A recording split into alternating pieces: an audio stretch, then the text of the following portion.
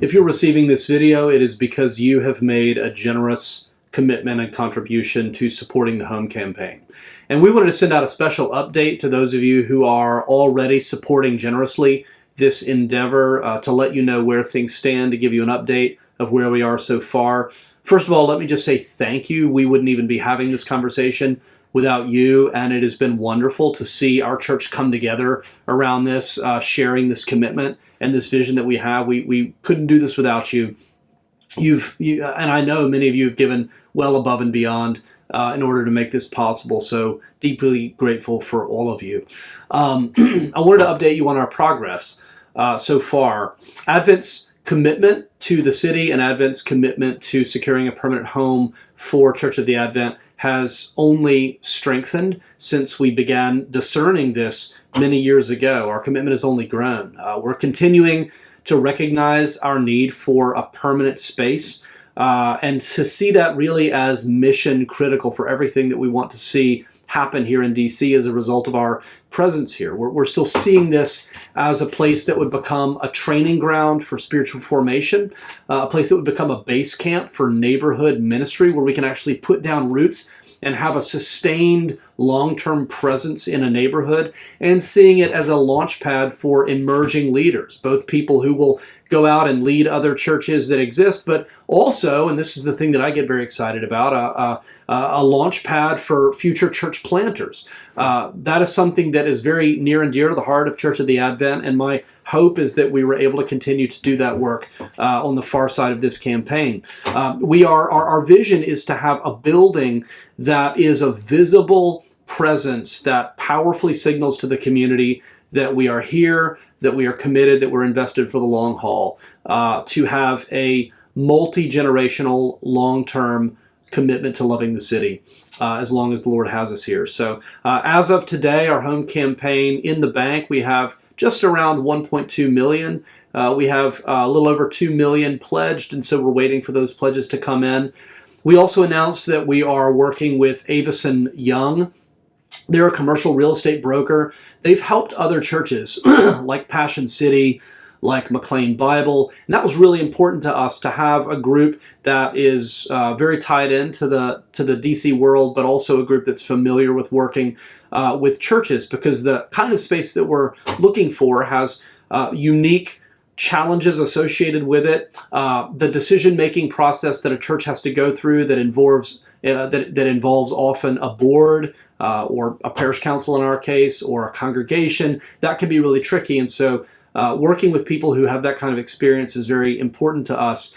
They've been able to, and by they I mean Avison Young, they've been able to help churches that have never purchased a building before walk through the process, refine their search parameters, find creative solutions, and so we're really excited to work with them. That's the kind of background and experience that we were looking for.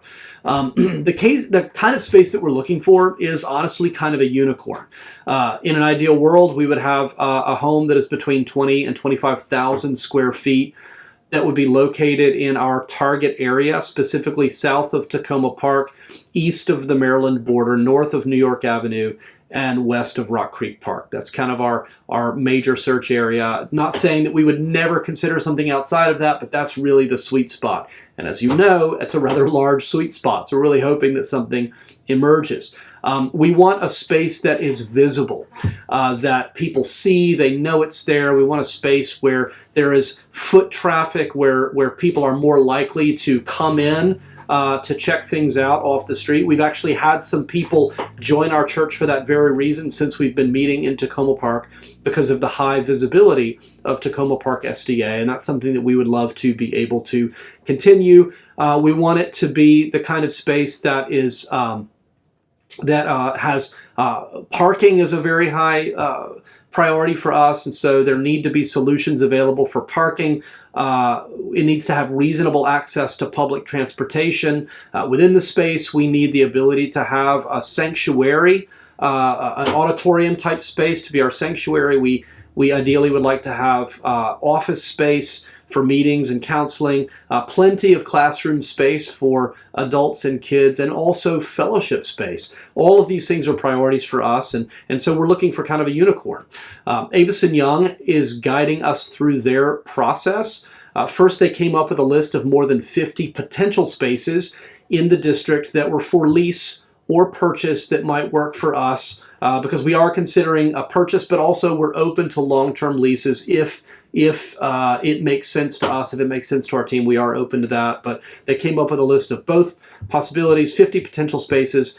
The Home Campaign Executive Leadership Team, which I'll refer to as the ELT, we met as a team and we verbally talked through each of these options and listed their pros and cons. Avison Young was trying to push our boundaries to see what was most essential to us in terms of size, location, price point, all of the various factors that we're taking into consideration.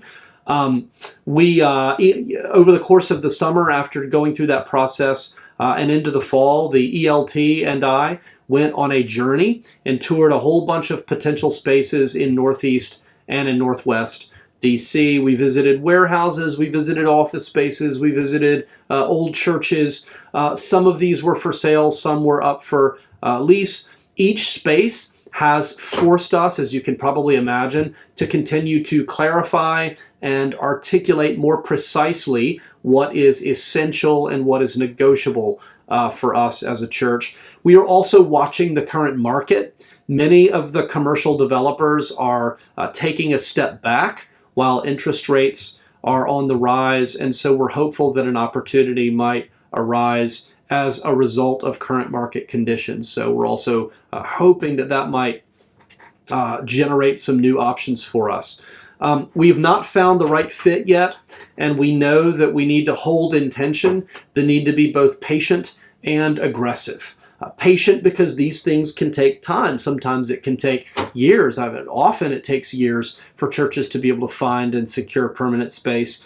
So we need to be patient on the one hand, but we also need to be aggressive, meaning if and when the right space emerges, we need to be in a position where we can move on it quickly, as is the nature of this kind of thing and the way these deals often play out in DC. And so we need to hold these things in tension. We know that we are in a really great situation right now with Tacoma Park SDA. They are fantastic hosts. It's really good that we're not feeling any pressure to move at any particular time, that we are able to wait until the right space comes along. So very grateful for that and for that wonderful relationship. We're also waiting for the congregation's pledges to be fulfilled. It is true that some banks will take pledges into consideration, but by and large, we are just in a much better position to act when all of that money has come in. And so we have 1.2, we're still waiting on the rest, and hopefully that will come in time for us to be ready to make a move if and when that situation presents itself. While we're in this season, there is still a lot to do. We're not just sitting around. We continue to work with our consultant, Ministry Solutions. They are working with us, and they've worked with several churches like ours by helping to provide project management and financing support. We're talking with banks and narrowing down our search for the right lender that will meet our needs and be a good fit for our church. We're meeting with local architects. We're talking with construction companies. So Ministry Solutions is helping with all of that. And those are all steps that we are taking so that we can be prepared if and when we secure permanent space. I've mentioned previously that our building might come from an internal lead. So I just want to re-emphasize that because we are looking for a unicorn space, what we've heard is that many churches actually end up finding the right space through some sort of internal contact or lead. A lot of times this might be an older, dying church that is not yet on the market, and there's a connection that is made, and the church ends up being able to change hands, the church building, and a solution arrived at that makes everybody happy. And so that's the kind of thing that is a very real possibility, but that requires people in our congregation sending us leads and helping open those doors. Often those connections are better made by members of the congregation even than by pastors and church leaders. And so we're really hoping and praying that some of those leads come from maybe you or someone in our church. So if you hear about anything, if you have any inklings, if you're walking past a space and you just feel some sense that we might want to consider it, then I encourage you to follow that gut instinct and to reach out and maybe let us know. most importantly, we just need to be praying. We need to be praying that God, who has brought us this far, will continue to lead us in the direction that He would have us go. And that if God wants us here and God wants us proclaiming and embodying the gospel in this city, that God would make a way for us to stay here and do that. And so we just need to be praying that God would open the right doors and make this possible. If you have any questions about anything that I've said or want to know more, you can always reach out to me. You can also reach out to Deborah, our executive director, or you can reach out to members of our executive leadership team, which right now is composed of John Klink, Evan Sparks, Jeannie Rose Barksdale, and actually Deborah Tapley, who officially serves on that committee. Again, let me just say thank you for giving so generously and being so invested in the life of our church and the vision of the Home Campaign. I pray that God would bless you, and I hope to talk to each one of you very soon. Bye.